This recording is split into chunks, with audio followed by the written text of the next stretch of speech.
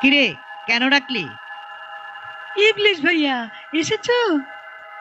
তুই ডাকলে কি না এসে পারি? কি জন্য ডেকেছিস জলদি বল, অনেক কাজ আছে। তুমি না আচার খাবে বলেছিলে? তোদেরটা বাদ দিয়ে আমারটাই খেতে চাচ্ছিস? ঠিক আছে, নে ধর।